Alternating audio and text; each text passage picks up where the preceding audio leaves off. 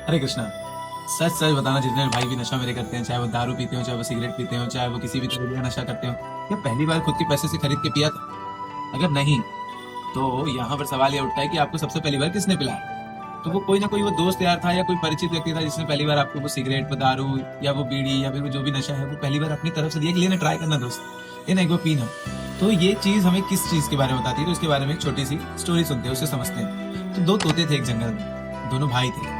तो एक तोता रहने लगा डाकुओं के साथ, और एक तोता रहने लगा साधुओं के साथ। तो एक बार जब राजा वहां पहुंचे जंगल में, तो जो डाकू वाला तोता था वो पेड़ पे था। राजा ने सोचा कितना सुंदर तोता है। जैसे ही राजा ने बोला कितना सुंदर तोता है, तोता बोलने लगा, अबे पकड़ लो, आ गया आ गया।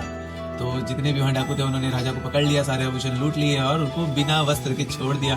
तो राजा को ये बात दिमाग में बैठ गई कि यार वो तोते की वजह से मैं फंस गया, और उसकी भाषा कितनी खराब थी। वो इतना सुंदर दिख रहा था लेकिन उसकी भाषा कितनी खराब थी। ऐसा हुआ और बहुत साल बीत गए। तो फिर राजा जब एक बार और जंगल की तरफ निकले, तो उन्होंने फिर एक तोता देखा। तोता देखते उनको पुराना रिकॉल हो गया, पुरानी बात याद आ गई। जैसे तो याद आई, तो उन्होंने सोचा कि वही तोता है। तो तोता बोलने लगा, अरे महाराज कहाँ जा रहे हैं? आपको प्रणाम है, आइए बैठिए, प्रसाद पाके जाइएगा। तो राजा को लगा वो तोता भेष बदल की बातें कर रहा है।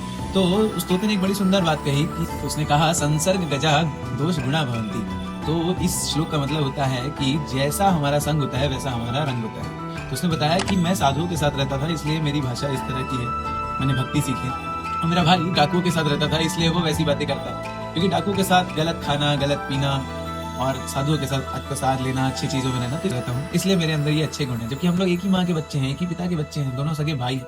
लेकिन मेरा जो भाई है वो डाकुओं के साथ रहता है। तो इस कथा से हमको क्या समझ में आता है कि हम जिनके साथ रहते हैं वैसे गुण हमारे अंदर आ जाते हैं। तो आपसे रिक्वेस्ट है कि अगर आप अपनी अच्छी आदतें अपने अंदर लाना चाहते हैं, तो अपने आप को अच्छे लोगों के साथ रखिए। और अगर गंदी आदतें चाहिए तो बने रहिए, क्योंकि अगर आप कीचड़ में खड़े रहेंगे और चाहेंगे कि आप उससे गंदे ना हो, तो ऐसा नहीं होने वाला है। तो अगर आपको साफ होना है तो आपको पहले कीचड़ का संग छोड़ना पड़ेगा, और बाकी नहीं छोड़ना है तो पड़े रहिए। हरे कृष्णा, हरि बोल।